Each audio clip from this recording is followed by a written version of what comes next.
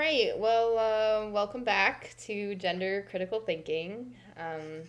Today we're going to be talking about some topics related, some news items related to abortion. Um, and yeah, uh, if Mel or Anastasia would like to start us off. I get to start. All right. Kansas is not as conservative as you think it is, except that in many ways it actually is. And that's one of the things I thought was interesting. I'm so excited that we defeated that amendment because I was so concerned about it. So let me back up and explain what happened. Maybe there are some people who didn't hear the news or don't care about Kansas. So recently, the United States Supreme Court threw away Roe versus Wade with not a great explanation and definitely in not a way that sets us up very well to preserve any of the precedent that came after Roe versus Wade. Related to other cases, Lawrence v. Texas, etc. So, in Kansas, though, in 2019, our well, and even prior to that, Kansas has had more, and I don't want to say liberal or progressive because it's not, but um, Kansas has historically had somewhat less restrictive abortion laws than uh, many other red states. You mean libertarian, probably. Yes, I think that's exactly what I mean, to be honest with you. My sisters and I were talking about this, and we grew up in Kansas. My mom's from Kansas. My grandparents are actually from Missouri, but lived in Kansas all their adult lives. Um, we were actually talking about this after the amendment. My grandparents were both very anti having abortion restrictions. They were against having, um, restrictions on abortion. And it really was that libertarian bent for both of them. My grandpa actually said to me, well, if men are making the laws and they're not the ones having the babies, they shouldn't be making any laws about abortion. And I was like, seems legit. But other than that, my grandparents were extremely, extremely conservative on everything. I mean, even and especially gun rights. They were, NRA lifetime members. So Kansas does just really have that sort of libertarian background a little bit. And I don't even know that libertarian is the right word for it, because that's kind of that party. It's just kind of that thinking that um, really what I would call it in Kansas is we're very pragmatic. Um, so we do tend to be somewhat uh, conservative, but we have the free state heritage that, the state of Kansas was founded on and by slavery abolitionists. And So they're not in favor of gestational slavery. they, right. Um, but the president that you think of from Kansas is Eisenhower, who was pretty conservative, but also started the Interstate Highway Program. And Kansas, historically, if you're driving across the country, drive through Colorado, drive through Nebraska, drive through Missouri, Oklahoma, their roads are garbage. As soon as you hit the Kansas state line, you're on a nice road again. Because that just those things, roads and schools and stuff like that, are just fundamental things in Kansas that even very conservative people in Kansas still hold as practically sacrosanct. Um, so although we've had periods of time where the legislature, and this is probably still one of them, where the legislature is controlled by right wing nut jobs, the populace is still very pragmatic. We have a Democrat governor, because people didn't want their schools underfunded more than anything else. So one of the things that the Kansas state constitution protects is schools. Like the government, according to the Kansas constitution, has to provide um, whatever's considered a reasonable amount of money. And if they don't, then they're in trouble with the courts. So the legislature, this is back 7 or 8 years, but had several back and forths with the courts just about funding the schools properly because they're legally required to do that under the Constitution. So, um, like I Did said, it? historically, Kansas has had somewhat less restrictive abortion rights. They do now have more restrictions than they used to, especially on late term abortions. But Wichita famously is where people traveled from all over the country to seek late term abortions because Dr. Tiller was one of the only people who was very trained and experienced in that in a state that allowed them. And we did have restrictions for it had to be for uh, health of the mother. I'm not sure about rape and incest with regard to late term, but I know health of the mother was a requirement. It just wasn't that difficult to meet. And So so, fill go people in ahead. on who Dr. Tiller is, because I think many people probably don't know, unfortunately. Um, I bet more people know than you think. Ha, what's it been? 10 years ago, he was murdered in his church on a Sunday morning by an anti-abortion zealot, lunatic terrorist. And Um, he was a well-known abortion he provider. was extremely well known. He was targeted over and over by um, by Operation Rescue. They staged their whole several month long Summer of Mercy uh, thing in Wichita back in the summer of 91. Um, and he was targeted all over Fox News by several of the different hosts, especially Bill O'Reilly, um, it- as being, they had all kinds of names for him, Tiller the baby killer, and so on. And partly because he was a very outspoken advocate for the rights of women. He had a slogan and he had a pin that he wore that said "Trust women," which basically is the whole thing. A lot of people don't realize that in addition to performing abortion care, he was also just a family practice doctor.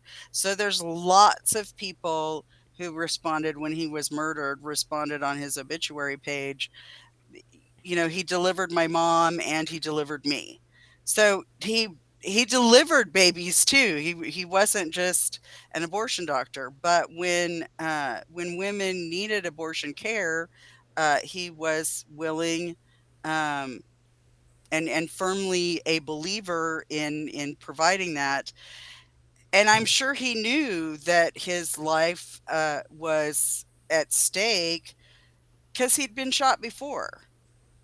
I mean, he was shot in '93, I think, and survived. But then he was shot, I think, in the head or the chest. I'm sure he was wearing a bulletproof vest in his church on a Sunday morning when he was there for church services. And you know, I understand people who don't see abortion quite the way I do, and I definitely understand very religious people because I'm very religious. But I don't understand going into somebody's church to murder them. That's just beyond sick. So all of that is kind of the backdrop on which this news from a little over a week ago happened in Kansas. And the news is that we overwhelmingly, by an almost 7-3 uh, split, rejected a constitutional amendment to the Kansas state constitution, which would have, um, oddly, um, removed the right for women to seek abortion care. Because Um, and because under the Kansas state constitution, um, and partly out of that free state ideology, but also partly because the Kansas state constitution spells out a right to life, liberty, and pursuit of happiness, the Kansas State Supreme Court in 2019 decided that women have a legal right under the Constitution of the state of Kansas to have abortion care. And so, and not that the legislature can't put limits on it. They do. They don't allow um, uh, abortions after 22 weeks without a very good reason. Um, and they have lots of other limitations, who can practice, where they can practice, set up of clinics, all those kind of things. Um, I want to point out to people who might not have noticed, but the Kansas state constitution includes the Declaration of Independence, more or less the preamble to the Declaration of exactly. Independence in the Constitution, which means, we have this idea in America that we have a right to life, liberty, and the pursuit of happiness, but they didn't actually put that into our Constitution. You're So, exactly correct on that. They so at did least put that in the Kansas state constitution, and that's where our state Supreme Court found that right. What that means is that our legislature has some limits on what laws they can pass regarding abortion, um, which I think 7 out of 10 Kansans said is probably a good idea. Um, there were a lot of dirty tricks that went on with it. For one, the legislature put it on the ballot during a primary race, not during a general election of any kind, and not as a separate question, but just as a um, at the same time as the Democratic and Republic primaries for an off-year election.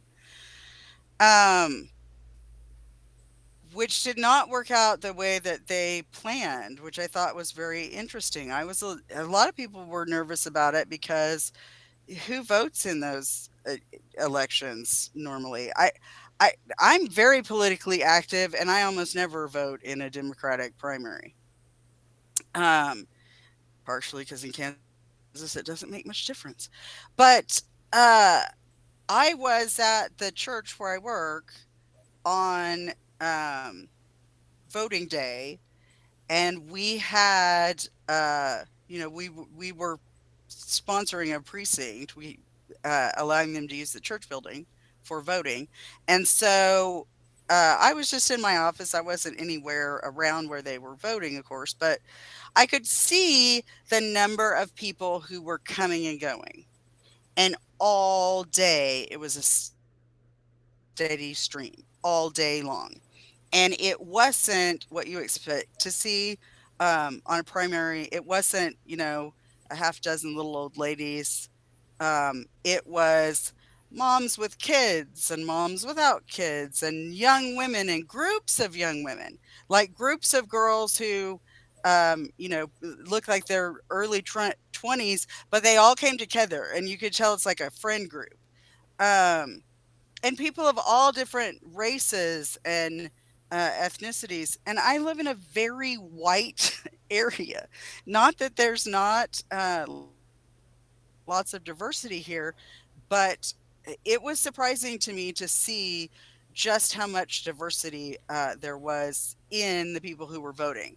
So I don't think that there was really a segment of the voting population who missed out on this election. Was it really like overwhelmingly female or was it kind of mixed? It was very mixed. There's certainly lots of females, but men too. And there were a lot of men who were pretty animated about this issue. Um, I think I just because, and had it happened before Roe versus Wade uh, was struck down, I don't know if this was would have been true.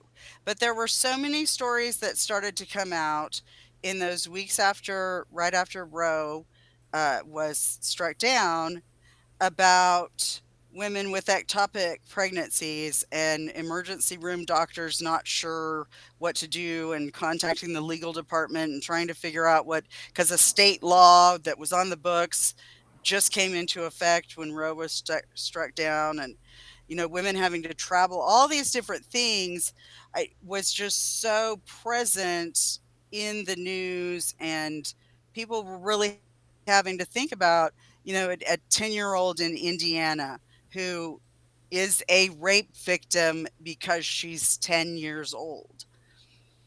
And people are having to think, what, is that what we're going to allow here? Are we going to allow our state legislature to make it where we don't have any choice? Where, God forbid something horrible happens, um and we're faced with a life or death situation, or we're faced with a horrible moral choice. And what I feel like people who are pro-life miss is that people who are pro-choice, for them it's also a moral decision. And mm. there are lots of people who are consider themselves to be pro-choice but would not consider having an abortion themselves. It's just there's so many different situations, and I think the more people realize what all those situations are, the more people have to grapple with, to me, is this okay? To me, would this not be okay? What are the circumstances? And I just think that people on the pro-life side don't always realize how much deep reflection and consideration goes into making these choices for most women. I I just don't think they I think there's a, and they've definitely, their organizations have tried to feed this idea that um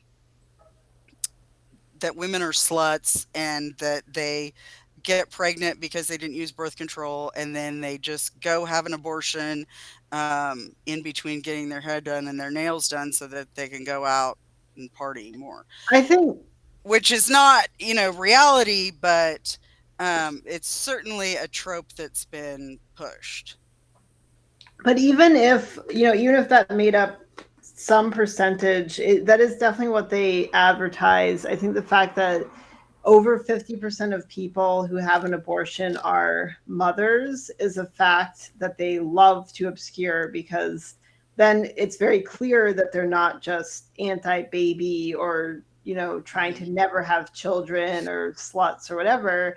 It becomes very clear that there may be a pragmatic decision involved, like how do I make sure that my kids grow up Mhm. with Mhm. enough resources. Well, and Kansas is a state that to this day has not expanded Medicaid under Obamacare.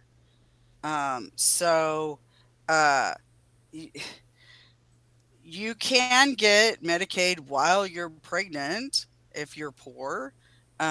Some poor children do qualify for health care, but just generally speaking, Kansas is very conservative as far as providing uh, any type of welfare benefits. We rank right up there with every other red state, trying to reduce the amount of money that we share with what we consider to be poor people. Well, at least it's not hypocritical, I have to say. I mean, I think that a lot of the things you brought up segue well into other topics we have planned. But one thing that I think about all the time with this abortion You thing is you that guys keep talking, and I'm going to step away just a second.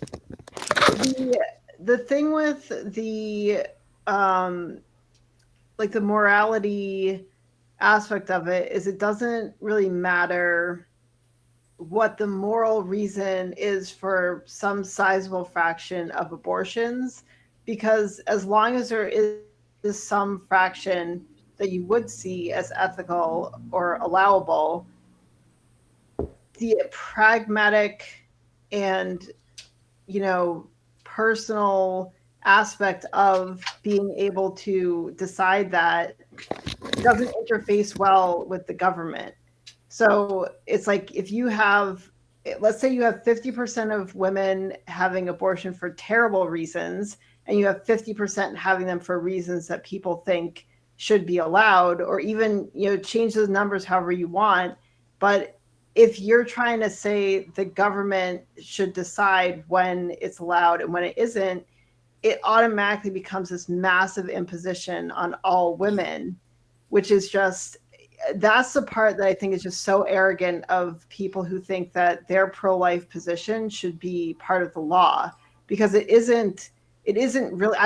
I stopped seeing it as about, whether somebody sees it as moral or not. Like, I think, okay, fine, you have a moral belief that a mother should never kill their child or whatever. Like, okay, fine, you believe that, but then how do you implement that without Hmm. hurting a ton of people or making them have to expose, like, prove that they didn't just have a miscarriage? These things happen, Hmm. miscarriages happen at the same rate as abortions. And so how do you differentiate between miscarriage and abortion? It's very hard to do, because this creature, this being, lives inside of the mother's body. And the mother, therefore, has to do all of these things differently while she's pregnant to avoid terminating the fetus. And so that line between intentionally terminating a fetus and it accidentally happening is essentially non-existent. Like, there's Well, I think that's where Dr. Tiller's motto of trust women, it really says it all. Um, we have to trust that, and like you pointed out, 50% of women who have abortions already have another child or more. So these are moms a lot of times. Do we really not trust moms to make decisions for their children, if you consider them to be children before they're born? We don't trust moms to take care of their children? I, to me that's a little gross. Um, but speaking of gross, I'll share this. I've shared it before. Um, but I mentioned I'm a religious person and I work at a church. I'm not the kind of religious person who's trying to shove Jesus onto everyone else. But for me, there definitely is a concept of a soul, and uh, for me, that is a precious thing. Um, and I don't know that there are a lot of circumstances where I definitely wouldn't choose an abortion where other women probably would. Um, but there are circumstances where I realize I might not have any choice. Um, and I talked about my mom. Um, I feel like I was the average pro-life person. I was in a different church uh, back then, but when I was in high school, I just saw everything is very cut and dried, black and white. Who would want to kill babies? And then my mom was pregnant, and unbeknownst to me, um, she started hemorrhaging one day. And by the time my dad got home and took her to the hospital, she needed a blood transfusion. And the doctor who treated her in the emergency room said, I don't think we can save the baby. And my mom said what I think we would all say, save me. Yeah. And even as a high school kid who didn't believe in murdering babies, when I found this out, I realized immediately that if my mom had had to get permission from the legal department at the hospital and that took 30 minutes, or she had to get a sign off from a judge and that was going to take 72 hours, she would be dead.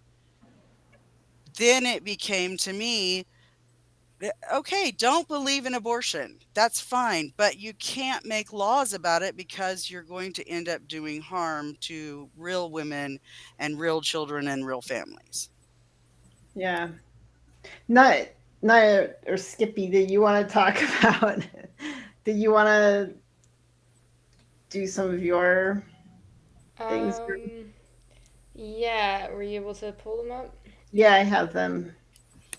So yeah, Mel and I were listening to this, and she's like very convinced of her position, and as she's talking, she's making I would say like fairly like coherent points. I mean, I guess like of course they can be debated, but she was making some kind of interesting points about the effect that abortion, that legalized abortion, and all these things, these negative effects that she's saying that they've had on women. So, Um, Go ahead. does somebody want to just read that little blurb there? Or I can. Um, well, Or do you so want to read it? Abortion then contributed to the development of a sexual culture that benefited men and harmed women, Federalist culture editor Emily Jashinsky said on The Hills Rising. Now, none of this is to say the second wave was entirely regressive. I'm personally grateful to it and probably here in some sense because of it as well. But the left really doesn't want to talk about how abortion allows male partners and bosses to exploit women. Why are corporations eagerly jumping at the opportunity to pay for their employees' abortions? Because it makes women more productive and efficient workers. Well, Hobby Lobby is not jumping at the chance to pay for abortions for their employees, I'm pretty sure. Although it would make them more efficient. Yeah, I think I think the question of I actually was watching another thing where there was a woman had written a whole I guess she wrote a book about how the negative effects that I think she was talking about the sexual revolution or like the pill or kind of like this modern feminism, I guess is how she sort of phrased it, but talking about the pill and stuff, the negative effect that it had on women, and kind of causing in a way like kind of pressuring them or culturally like um, guiding them to override what's in our best interests. And Because yes, being pregnant, nonstop for 25 or 30 years is definitely what's in our best interest. yeah, well, that I would say that other woman that I'm talking about, and I forget her name, but I might be able to find it. She was pro-abortion, so she wasn't saying like she was saying, well, like she was saying like I'm grateful that the birth control pill has, yeah, basically freed women from having to be just kind of gestational mares throughout our lives, and given like it's given us this freedom, but it's come with XYZ and like now there's the hookup culture and all this stuff and these effects that aren't so great. So I think that Emily Jashinsky, like, I think there's definitely things to explore here in terms of the social effects and like what is an ideal.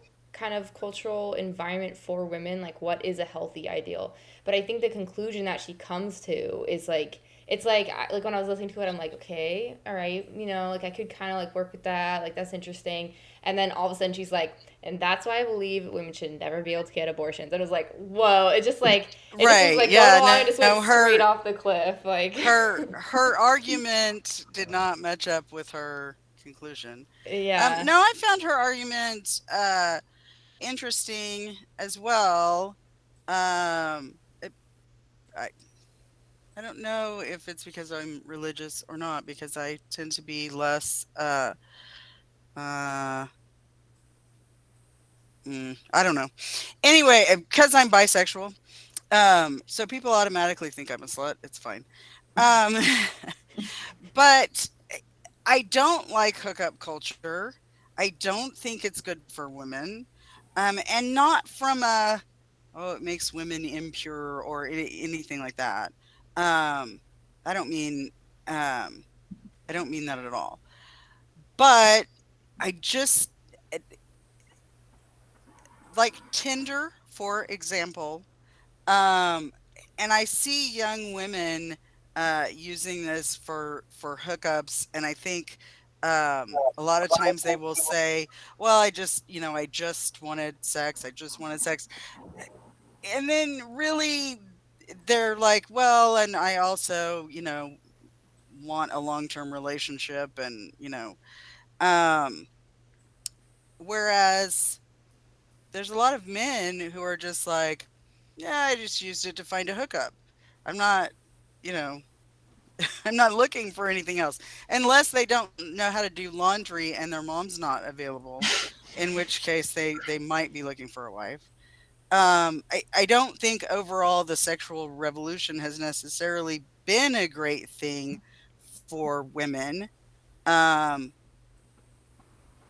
and part of that I say in the context of the gender ideology stuff that we talk about, because it's been said, and I agree, that a lot of this gender ideology stuff it doesn't have anything to do with uh, rights other than men's sexual rights. Men's rights to do whatever they want that they think is a turn on, and have the rest of us all have to applaud them for it. Um, and that it is sort of a pushing the envelope from the sexual revolution. I think um, what's acceptable has continued to uh, widen in the years since the sexual revolution. So I guess what I'm saying is the sexual revolution is probably not over yet. I do think that we've reached a point, though, where we need to maybe have a truce or something, because there's just people like wanting to add Z for zoophile to the alphabet, and minor attracted people. And there has to be somewhere where we draw a line and say, no, this isn't sexual freedom anymore. This is hurting other people and But or animals. I Yeah, think the oh, go ahead. I was gonna say kind of along like in that sort of vein of um, people essentially like, I mean, it is almost kind of like unintended consequences or pendulum swinging too far, or it's kind of like you have the core, whatever the core problem is, like the core problem is maybe like this situation is bad for women, and then they say, okay, well, let's change this about it, and in the hopes or whatever that or like with the thinking that will improve the situation for women, and maybe it does on some dimensions, but then others it doesn't.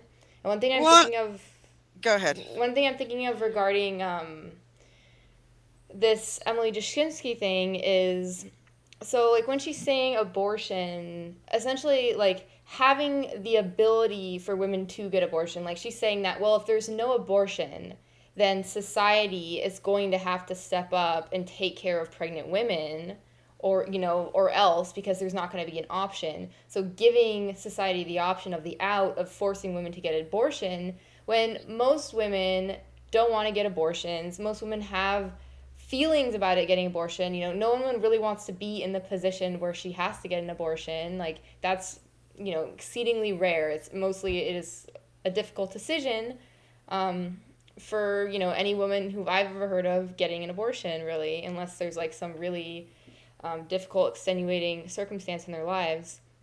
But it kind of reminds me of like, there's this conversation that I remember having with a lot of women, I don't know how many years ago, but about this whole thing about like women freedom in terms of expression. So people would talk about how in XYZ religious Middle Eastern country, or whatever, Muslim country, like, women had to completely cover up, and that was oppression. And then you would have people on the other hand being like, okay, well, in Korea, like South Korea, or maybe in the US even, people, like women, would be essentially pressured into putting themselves on display.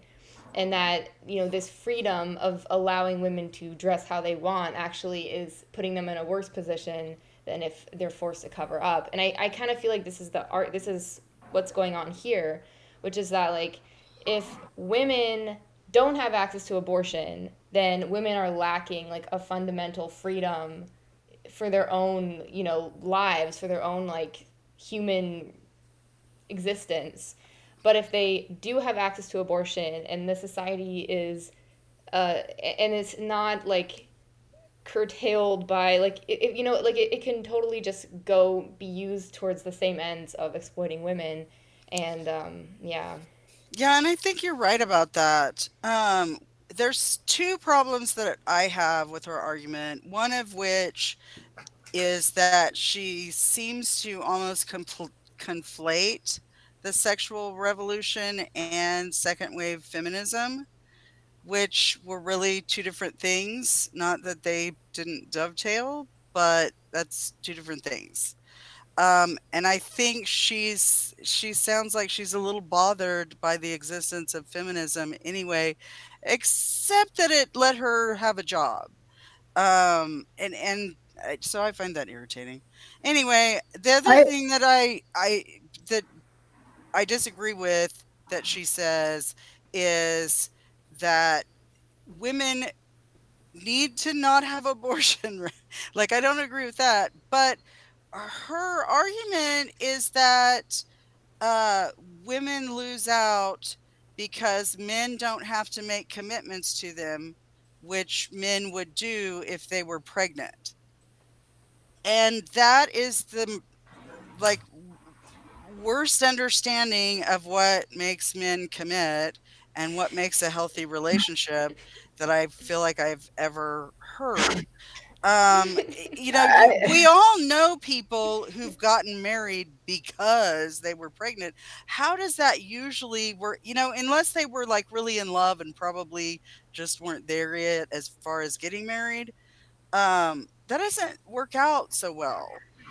And and I don't like the idea that men need to be trapped into growing up, but into having relationships with women that are committed.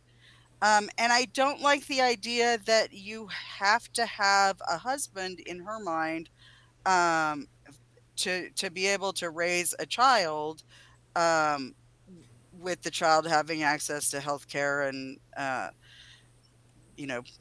basic. growing up in poverty, yeah, to having its basic needs met. I don't think it requires a husband to have that, although having a spouse or partner does make having kids way easier. I don't think that anyone should have to, have their children not being able to get their basic needs met for lack of a partner.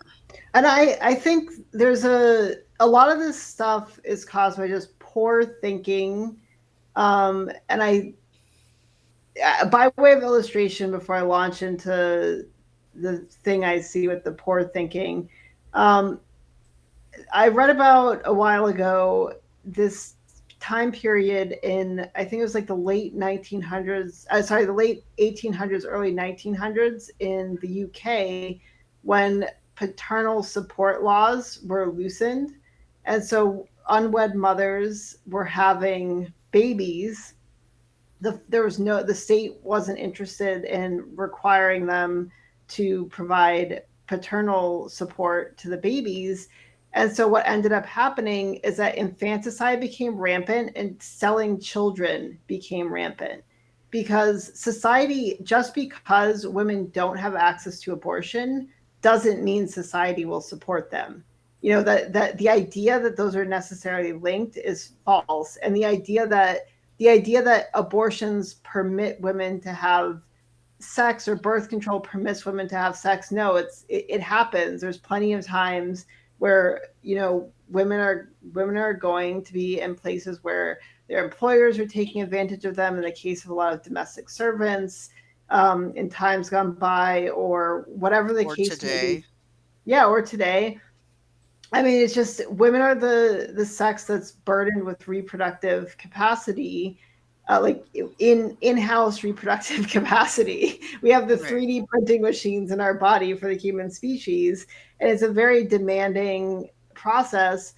And a society frequently does just screw us over. Like, it's just because you see a connection between two things doesn't mean that there aren't other options out there. And I think, yes, human beings as a whole are prone to poor thinking, to not thinking things through logically. What upsets me, and one reason why I'm glad we have this podcast to discuss these types of topics, is that women's issues have been thought through poorly. Somebody like Emily Jashinsky can get up there and speak on a major platform and not have a massive debate surrounding that. So she leaves that debate thinking, I have pretty good ideas. There's not much wrong with what I said. And then other people listen to her and they think she has pretty good ideas. I agree with what she said. And you don't have every news channel in the country being like, what are you talking What? about? Yeah. Yeah, no, that's kind of what's going on with gender ideology. People say things and there is no critical thinking about it. I mean, that is kind of why we named our channel, right? Um, but there's nobody questioning most people.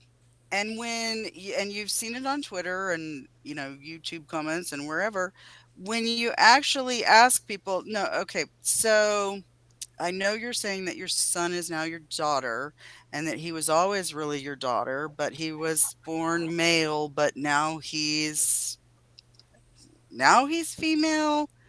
Well, okay, that doesn't make sense because just said that sex was different than gender, but now you're conflating the two. So what is he? Well, he always was. Well, he has this. It's how he identifies, and What does that mean? Like, he has a gendered soul? Did God drop the wrong baby in the wrong body? What was there a mix up at the bottling plant? And you start to ask questions, they don't have answers because they haven't thought this through. Because if they had thought it through, gender ideology at its basic level makes no sense. It's not coherent. Yeah. Um, and yet there's nobody on the news going, This doesn't make any sense." So I'm going to point out really quickly before we jump over to, I think the thing that Naya was going to talk about next, the uh, a way that women can fight back legally on the abortion access thing. But this connects exactly to that, where, the Women's March, right around the time they changed their logo to, I'll expand it in a second, they posted trans women are women. That's it. That's the tweet. And then they posted stay mad, Little Miss Fucks Well, return. they didn't post that immediately. They posted that fuck the turfs the next day. But they got an overwhelming, like, they got ratioed serious bad. I Right. feel So like it's to me, it's just like it's so blatant. Like I mean, it's the women's march. It's like, so supposedly this is a thing for women. And but like that behavior is just like, you fucking know a man did that. Like there's no way, unless there was like a woman who's like, I don't know, like mentally totally absent. There's no way that she's like, Oh I yeah, don't no, know. that little Miss Fuck the Turfs, that was not Yeah. posted by a woman. There's I no Yeah. I have way. $50 on. I have $500 on that. So, but so here's the thing, right? So this is they changed the logo. I sent this to a few different people, just the logo itself. I said, "What do you see?" They said a man and two women, and it's just and I, as I have been pointing out, you if the argument is that's three women, some women have big noses or whatever, it's like, okay, then they should fire their graphic designer because that's not what people see. And the entire job of a graphics designer is to represent something in a way where people understand that it is a woman with a big nose and not a man. And so there's, it's like, I don't know then what on it top, is, the chin, the neck, something. it's It's not just that that first one has a big nose. It's no the forehead, the chin, the neck. I don't know what men. it Well, all is well, it's together. amazing. It's amazing that the human being can tell so easily the sex based upon silhouette. Yeah. It is so clear. It's like there's purport when you take an art class, you learn like which a graphic designer would have taken. You learn about the You hope. proportionality of male and female features. Male features are more spread out, like female features are more compact. Vertically, you have if it was a front profile, women tend to have further apart eyes, and men tend to have closer set eyes, etc. And then this, I think the thing that's most prominent about this one is the continuous slope between the nose and the forehead, Mm. which, okay, some men have it broken up by a prominent brow ridge, but they do generally have kind of a continuous slope, whereas women have this kind of um, ski jump type of effect to their faces because women were not fighting. They didn't need to have some sort of defensive structure to their face so that if they got punched, they'd survive. But so anyway, um, oops. But let's say that trans women are women. Oh And wait, hang let's on. say that Must there's we? some percentage of them, some percentage of women were born male, but they have magic lady brains. Is it 33% of women are male and that's why we need to represent them in the logo? Or is it really just about wanting to say fuck the turfs? And Right. Well, also, not so only that, they have it on the front and like the first woman. Right. Like that's overlaying the other two Which I women. don't know what you think it looks uh, like, but to me it looks like George Washington on the quarter. Yeah. And I so think maybe at least one of the reasons that they did that graphically is that the face is just so different that they had like they couldn't like if it went in the middle it wouldn't like gel with the other faces like right. Right. Well, so here's the thing though, right? They're tweeting about abortion rights. Um, and they're pointing out, they keep saying like it's unreal that anyone wants to tell us what to do with our bodies. I'm trying to find the tweet. Okay, here it is. This tweet really got me. I saw it and I was completely the illogic, the lack of Haven't critical seen this. thinking is remarkable. So their name is Women's March. They say women demand abortion access, women demand freedom of travel, women demand the right to contraception, women demand affordable childcare, women demand equal pay, women demand a government that acknowledges our freedom, autonomy, and personhood, women demand better.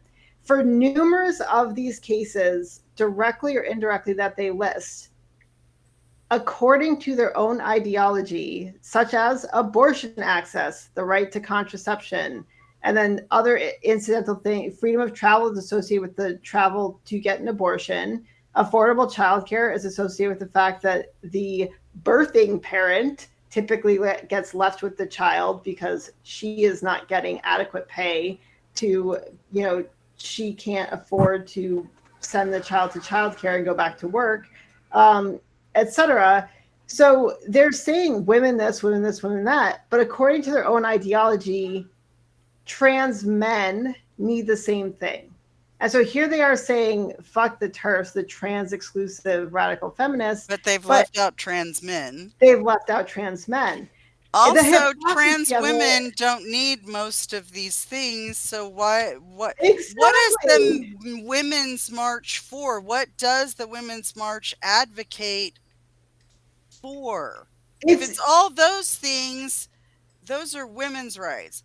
And the tweet that I was looking for, and I couldn't find it, but right after Roe versus Wade was struck down, someone said, I don't know who it was, they're not important, but their first response was, well, let's make sure that we say that this also affects non-binary people and trans men.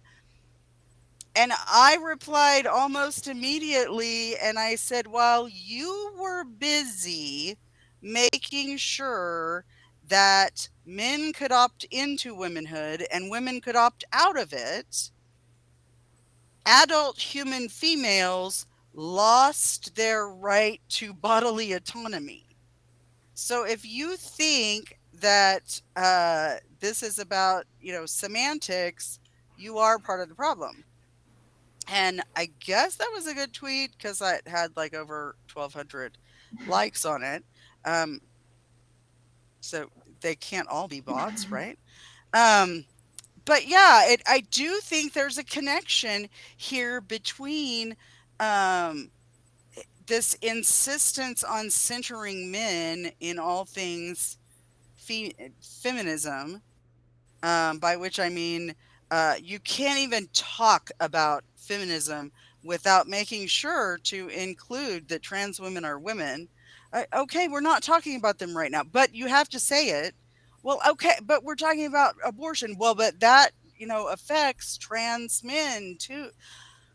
Just give it a rest. But we've lost. We've completely lost focus. I feel like the Biden administration completely dropped the ball. And I'm not suggesting that they could have fixed the Supreme Court or prevented the overthrow or the undoing of Roe versus Wade, but it was like it was a surprise to them. And Joe tweeted about it a couple times, and then he's like, oh, I'm going to the G8. And it's like, uh, women yeah. have been voting for Democrats for, decades on the promise that their abortion rights were going to be protected by Democrats. And granted, it wasn't the Democrats that uh, passed this amendment out of the legislature in Kansas, and it wasn't Democrats on the Supreme Court who struck down Roe versus Wade. I would like to see what they've actually done, because what I Well, can see that yeah, they've I done think is put a whole man into a position of admiral, whatever Rachel is, Mm. and completely erased women's rights under Title IX. The I think Department of I Education think guy is bad too. But go I, on.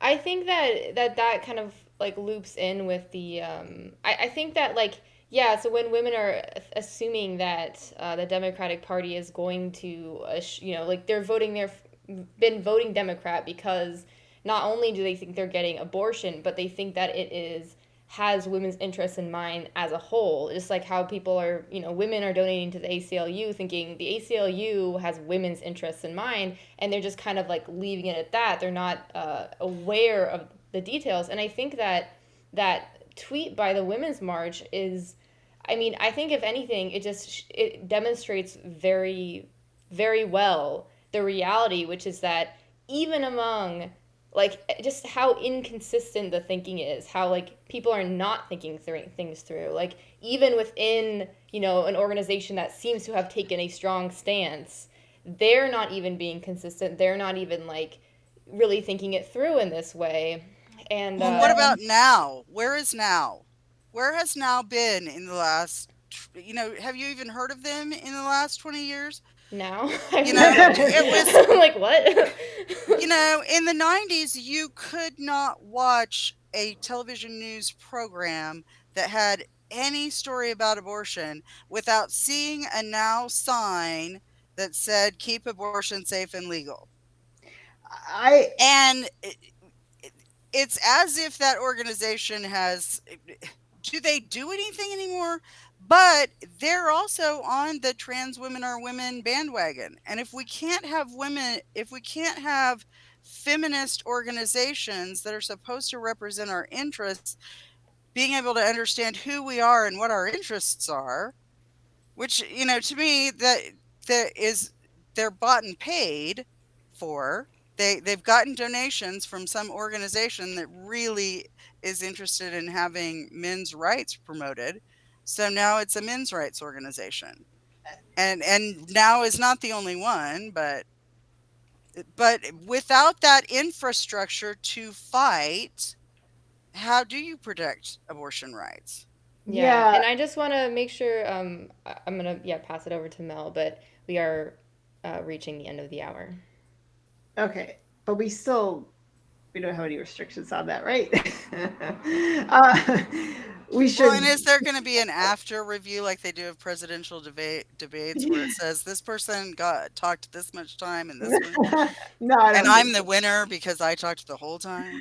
That would absolutely make you the winner.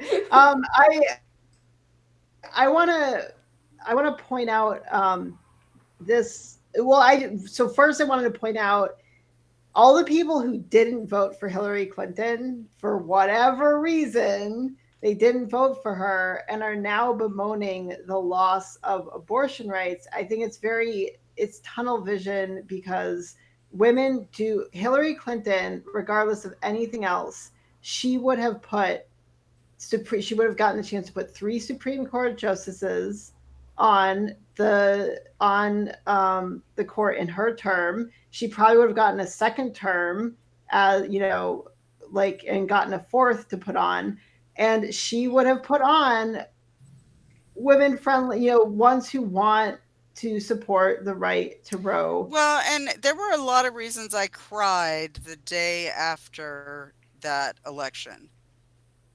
The biggest one, honestly, was Ruth Bader Ginsburg, Yeah, because I knew, we loved her and we talked about her being, spry and spunky and everything. She can survive anything.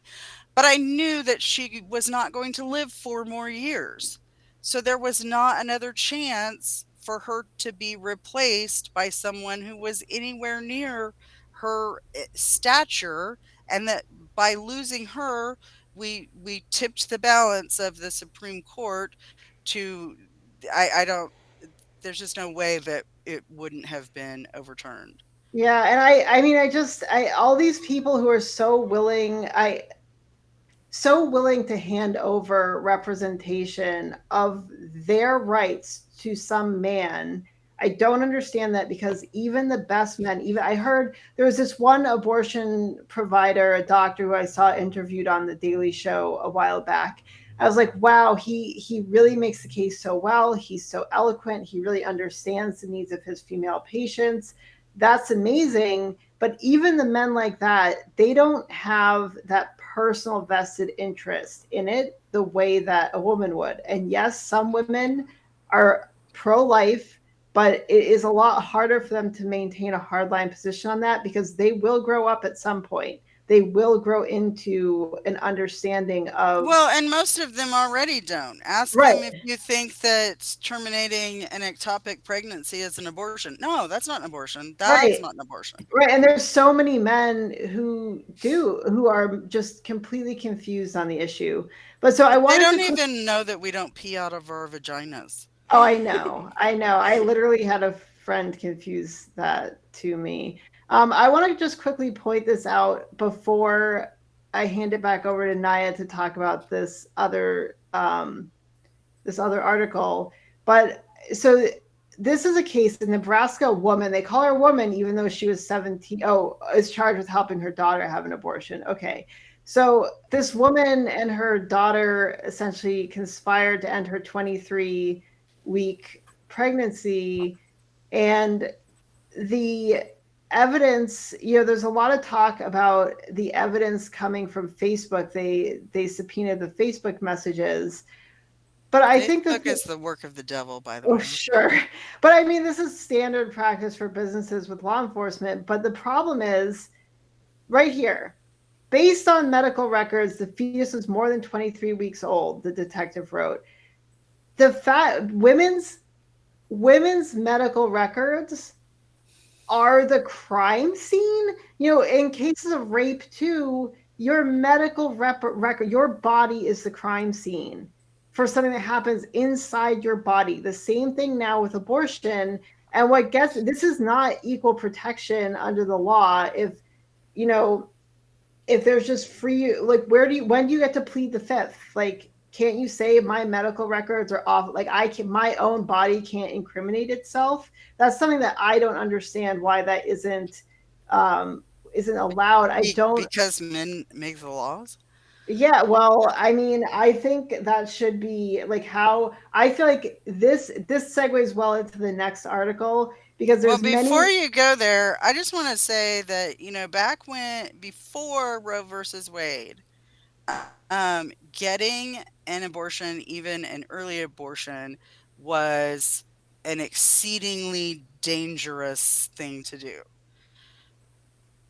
But now there's abortion medication that is available, that y- you you can control somewhat, but as we've seen over the last, 40 years, probably about as well as you can control cocaine and pot and meth. Um, it's really, it's almost like the Mormon church trying to keep their members from reading books when there's Google. Mm. I mean, trying to restrict abortion when there's abortion pills available is, and you're right, it absolutely um, infringes every single woman's uh, rights And to I just privacy and to not have your own. Like, what are they going to do? Are they going to start doing?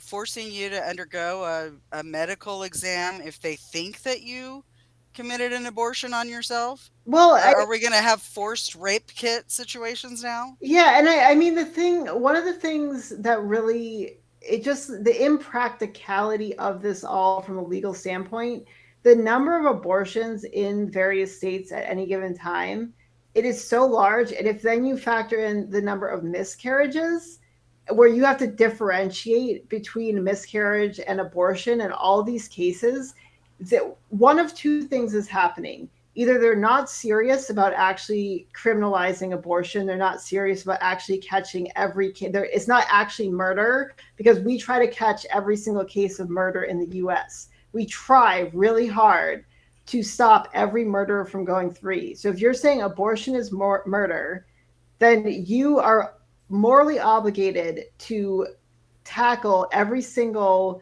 miscarriage and abortion combined, and that would overwhelm the police department. You'll need to double the size of police departments just to handle all of these detectives cases. If you're being serious about this, then the courts are going to be clogged up with all these trials, because it like you pointed out, the pill is, you're going to be able to access abortion pills, and people are going to continue to have miscarriages, and you're going to be swamped. It will, I don't see how the court systems will survive this. So then what that's likely to mean, when you have a situation where it's impractical for people to actually meet the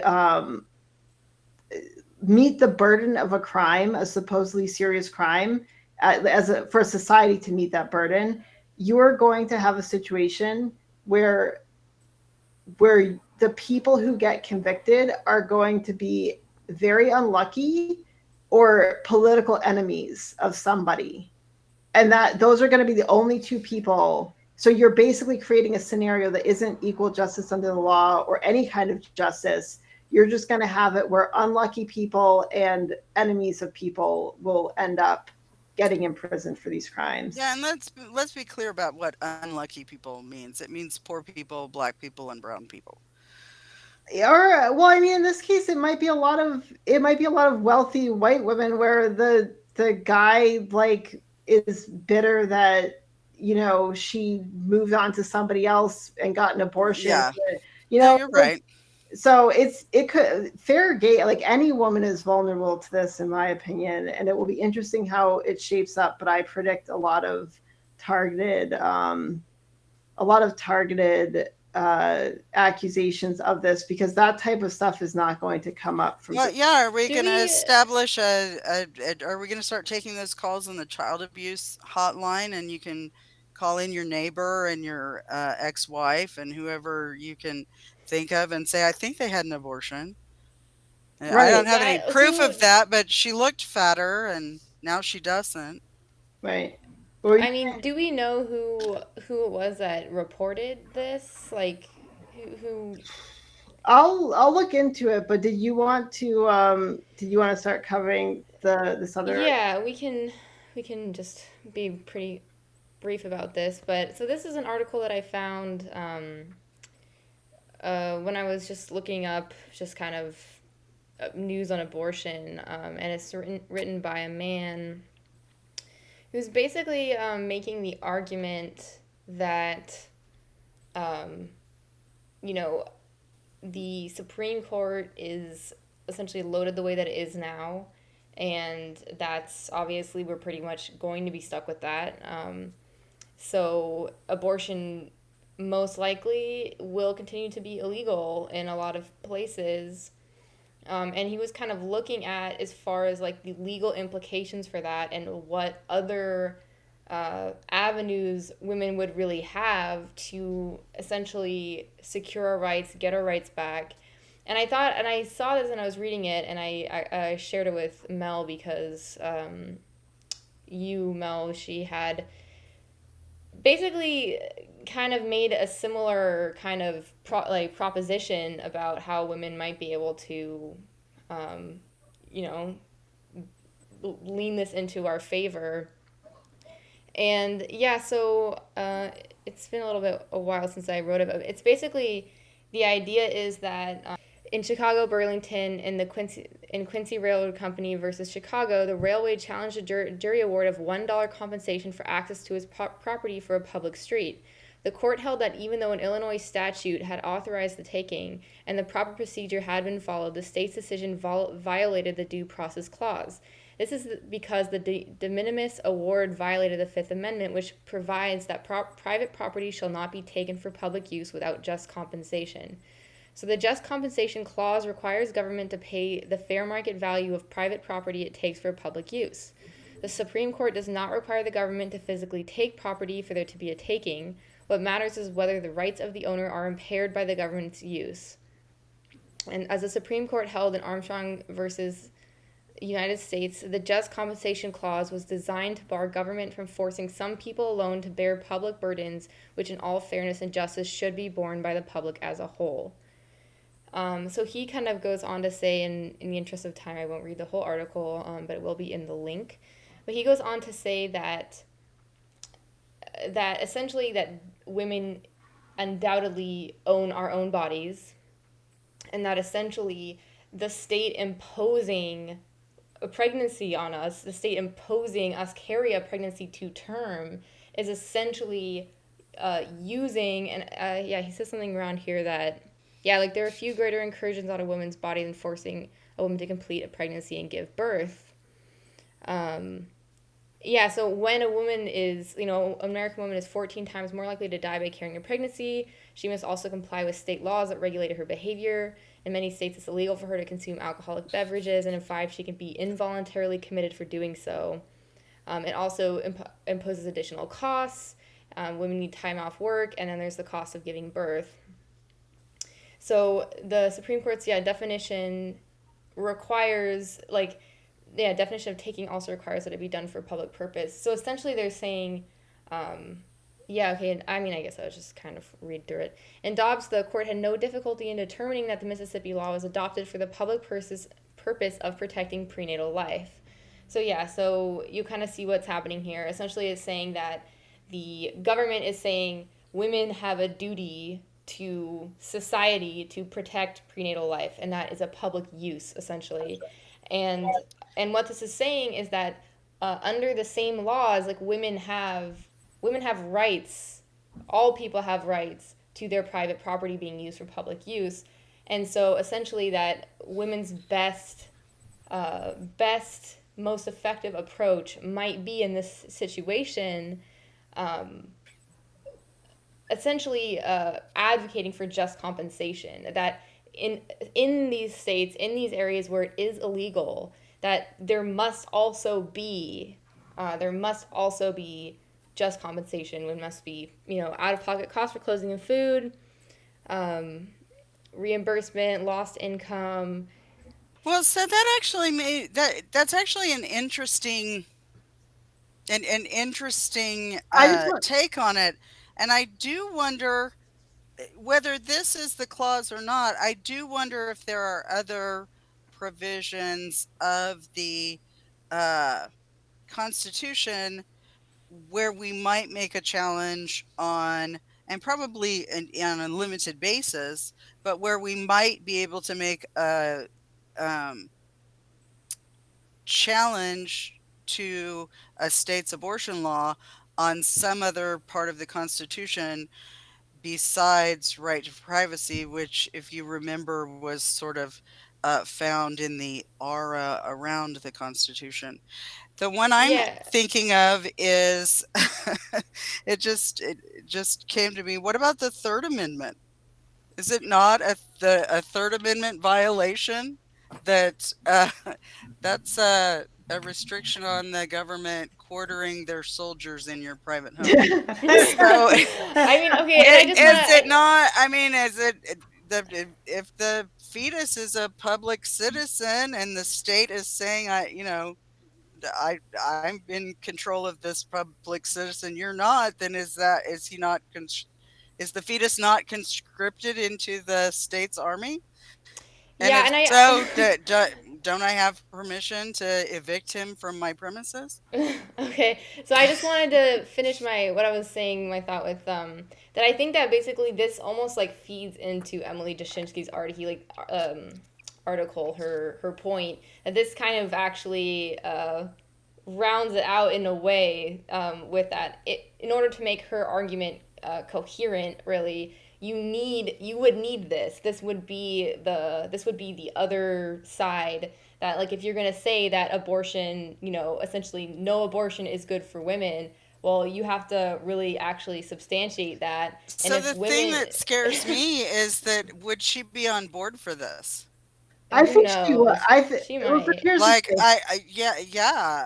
we can make abortion illegal, and we just reimburse the mothers for whatever we've decided is the fair I compensation for just that. I want to point out really quickly, this would apply to every pregnant woman.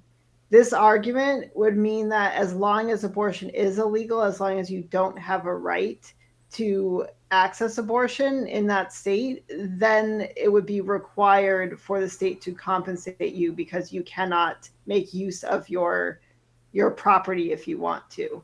So he establishes that in the article. So I just want to point that out, that No, that's a good point. It wouldn't just be moms who wanted an abortion and weren't able to No. get one. It would be all moms. yeah. Hmm. So I think this is And a what about if someone dies during, for some reason? life insurance. They'll be, they'll have to pay costs. The cost of death, because like. yeah, I would think so too. I would think that there should be maternal, compensation, and I think that would be an argument for the same thing, where families would have to be compensated for the loss of the mother And her future earnings. Yeah, yeah, and in turn, like, plenty of women Oh, become. yeah. So you mean if a pregnant woman dies because of the pregnancy? Yeah, Yeah. Oh, okay. So, like, her family has to get paid the way the government would pay a soldier's family, yeah, or yeah. I mean, I think it's yeah. we I sent. mean, So here's what we do though. At age 18, when young men have to register for selective service, young women have to register for selective womb rental. And I don't know. I don't want to give anybody any ideas.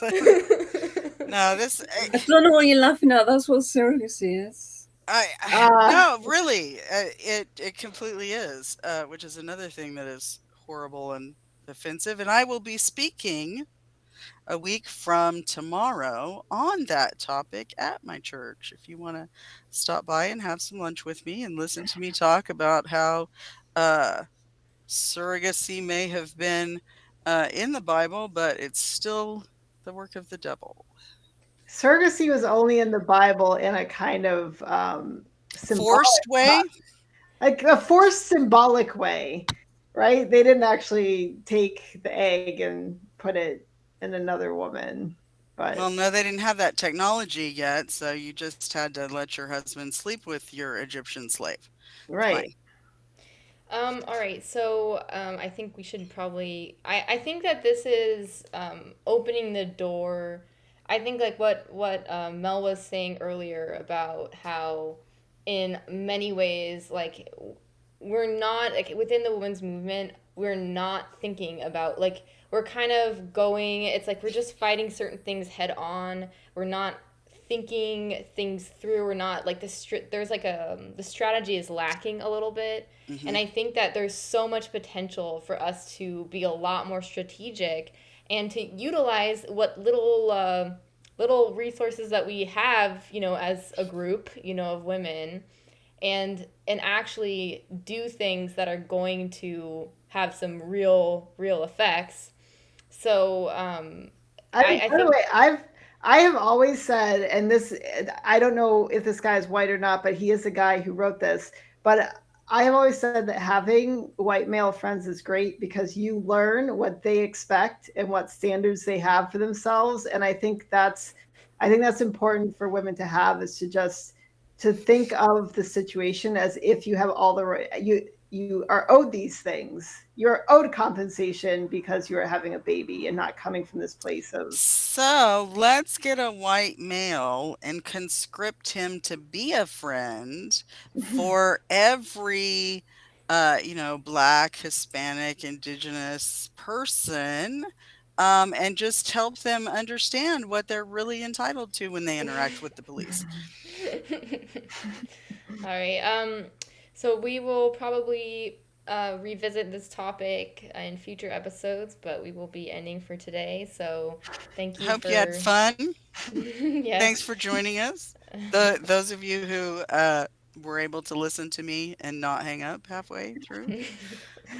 Alrighty. All right. So bye, everybody. by Bye.